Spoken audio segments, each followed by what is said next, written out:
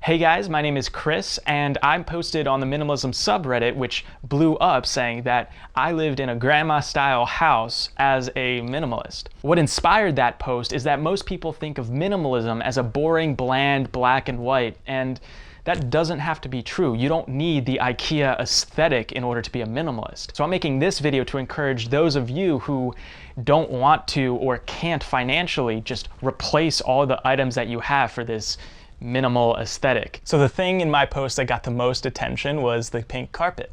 I'm laying on it right now, and here's a house with a pink carpet. I bet you haven't seen that before.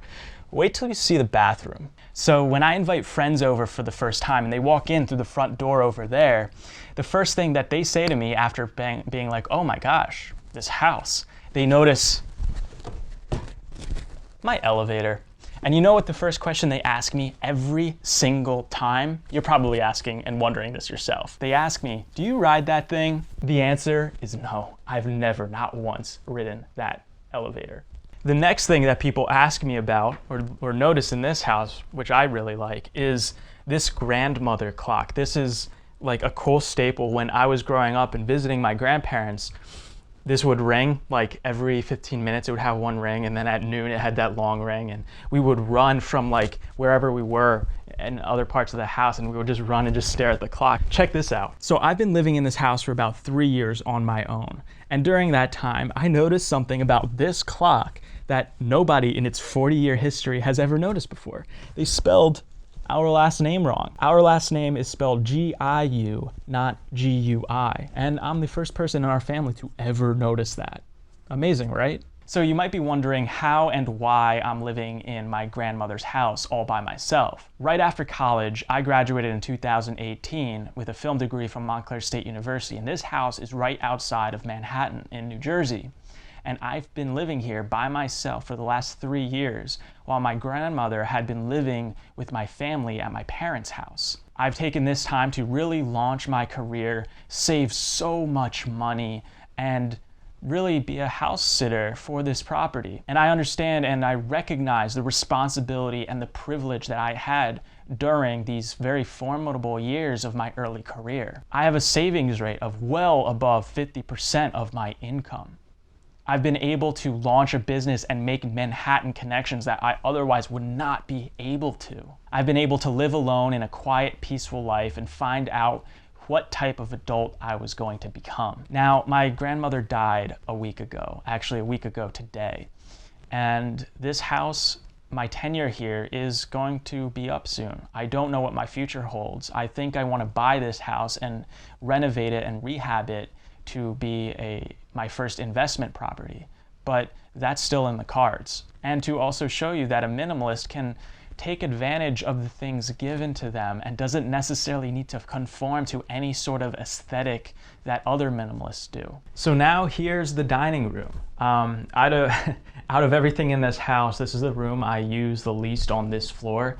It's kind of a wasted space. My dream would be to open up this kitchen and make this a large living area, but I guess it's kind of cute. Unfortunately, this table is really a hassle to get to the kitchen, to my office over there. It's just in the way. And this surface, it's clean now, but oftentimes I just throw things on there like grocery bags, and it's just a place to collect clutter right now. I don't really eat on it. Cool story about this tablecloth. This was, what would it be called? It wouldn't be crochet, right? It would be knitted. This was knitted by my great-grandmother. So this house was purchased in, I think, 1954. And my grandmother lived here and has owned it for 67 years, almost 70 years of her life. And during a certain period of time, my pop-up's parents lived here in the house. So this house had a family of 4 and 2 grandparents. There's only 1 bathroom here. Could you imagine that? And it's a 3-bedroom house. So how they orchestrated that, I have no idea. But what I wanted to mention this is there's a lot of crocheted things in this house that my great-grandmother, who I've never met, she died before I was born, made, and this is one of them. Actually, let me show you something else. She also made this, and for years this used to be on this table over here like that, but it's not really my aesthetic. There's so many things like this. There's blankets, and I don't know what we're gonna do with these now. So if you have any suggestions, leave them in the comments down below. I'd like to hear them. So this is usually where I keep my plants, just my sister is taking care of them. She's plant sitting right now because I'm going away on a cross-country road trip with a buddy of mine for 3 weeks, which I will be making videos. So you should subscribe and follow me on Instagram, because then you could stay up to date with my excursions on that. But basically, this is my nice peaceful plant area. So now we have two options. I don't know which one to go first. Should we go into my office or the kitchen? Okay, I heard you. Kitchen it is, don't worry. I genuinely don't know if you're ready for this one. Follow me. Welcome to my kitchen. Isn't this wacky? This is where I learned how to really cook well. This is where I spend so much of my time doing the dishes, because there's no dishwasher here. There used to be a dish rack, and I got rid of that because dishes would just pile up. And I'm like, I don't want dishes to pile up. So I'm just gonna get a cloth, and I'm gonna wash my dishes after every use so that it never piles up. I know what you're thinking about this wallpaper. Look at this, flower pots and plates just pattered everywhere. Most definitely not my aesthetic, but this is what we're working with right now. And I know there's some people that like love wallpaper, and maybe this would look good if it was, you know, cleaned and just on one wall, but the entire kitchen's like this. So I want to give some serious love to this vintage stove. I know anyone that loves to cook is probably like drooling over this. It's seriously that cool. This stove has 2 pilot lights on both sides, and sometimes they blow out because of the wind, and I have to like reignite them. It's kind of over here's the oven, and I've just been too scared to use the oven. I'm sure it works, but it's like an old-fashioned oven. A cool story about this stove is this was never used before me. I was literally the first person ever in this house. Now this is from the 60s.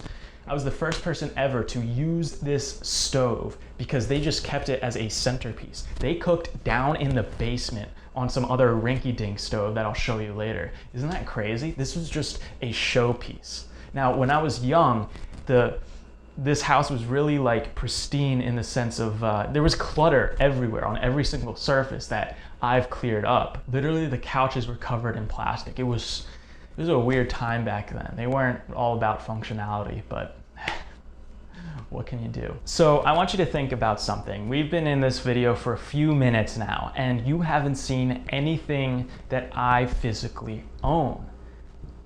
Well, I am a minimalist, right? I'm just using the things that other people left for me because I don't need other things. Now, there's 2 items here which I own that I actually cherish. Everything I own in this house could fit in the trunk of my Honda Accord.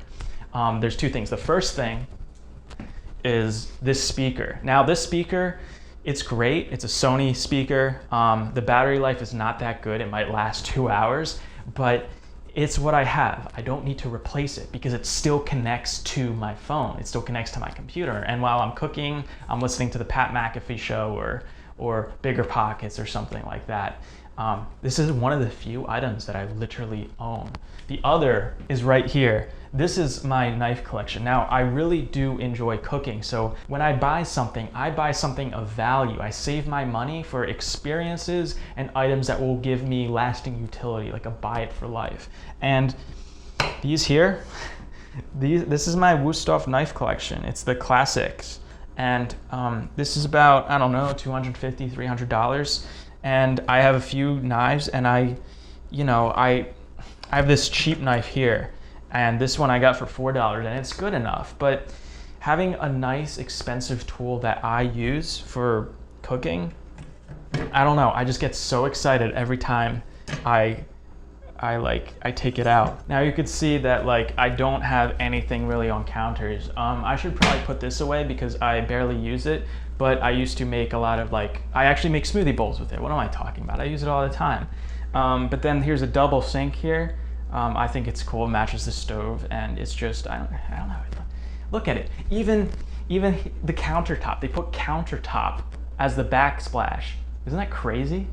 So now we're leaving the kitchen. I have to walk around the dining room table, and all right, welcome to my office. Over on this side, we have this wooden desk. I actually built this desk at my friend Justin's place in Philadelphia. This is the first thing I've ever built. He did about 75% of the work, but I helped in moral support. I keep my MacBook Pro here and a monitor, microphone for videos and Zoom calls, things like that. I set up an old camera here to be my webcam, and I have like the best webcam quality. It's pretty sick. So this is the TV situation. What's hilarious is this TV used to be right here, and this couch used to be all the way back here. So you had like 15 feet between this, I don't know, 32-inch TV and this couch. And so I was like, you know what? I need to make this place more functional. So I designed it like this, where I could play PlayStation, watch Bo Burnham's new special right here. And again, yeah, all this is utilized with furniture that's just been here. I just rearranged the spaces to make more sense for the lifestyle that I'm living. All right, so we're back in the kitchen, and now we're gonna go down to the basement. I got something cool to show you down there. All right, here's the basement, everybody. I wanna show you something actually special. Check this out.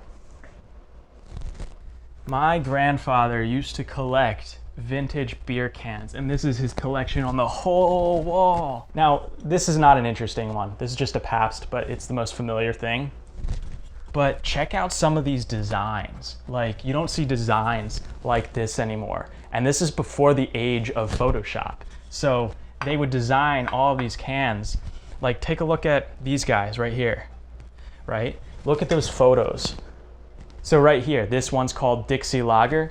You could see the top, it's preserved. And what they would do is they would pop open the bottom just like this, like with something, I don't even know. So sorry that this spot is a little messy right now, but this is my beefy editing PC. This is actually the stove that I was talking about upstairs that they used to cook on. Like, they used to use this oven, which is crazy. And it's just been sitting here since my grandfather died in 2007. And over here, here's a pantry space. And this room stays pretty cool all year around. And it's just, oh, there you go. I probably should have done that before. I don't know. It's just, this is where I stay. And some of my friends call this a dungeon. I call it a basement. I don't know. All right, time to head upstairs. I know what you're thinking. It's not gonna happen. All right, as you can see, more pink carpet and more wallpaper. So this bathroom is freaking tiny, so I'm not gonna bring you in here, but as you could see, we got pink and black design. It's the craziest thing in the world. There's nothing special about it. It needs to be redone, but an interesting fact, I looked up pink and black tile bathroom designs, and this was really popular in the early 50s for some reason. Apparently these style bathrooms still exist, and there's so many Pinterest threads about it, and I'm just like, why? This right here, this is my bedroom. My top sheet is in the wash right now, but as you could see, it's pretty empty. In the winter, I use this guy. He's my fireplace heater. Have some tea around the fire. But it's June now, and this guy has been broken out, and I live off of this. And all I have here is a TV. There used to be an Apple TV, but that's downstairs because I was watching something on it. I was trying to AirPlay from my Mac. And you could see, again, just more empty surface space, like right here. Like there's socks. But I don't keep anything on any of the surfaces in my house. It's just not my style. I try to keep it clean because the minute that I start putting things on here, this is just going to become a collector of junk. And I'm trying to avoid junk. So we're back in my living room. And I've spent 3 years in this house. And over those years, I've decluttered this house. I've actually filled 13 bags of just straight garbage, just junk, and I threw them out. Nothing there was like donatable, otherwise I would have. And that really, I think, helped out my family because it took a lot of the legwork when eventually it's time to move on from this property. You know, when they came over after the funeral, this house, it's just clean for them, you know? They have to, sure, go through her clothes, and the pictures that are in cabinets somewhere. But as far as the knickknacks and just junk, I did a lot of the heavy lifting. And it's funny, I left a comment in the Reddit forum that I kind of feel like it's almost embarrassed, the feeling's embarrassment that I've lived here because I've just been so lucky to have this opportunity being here.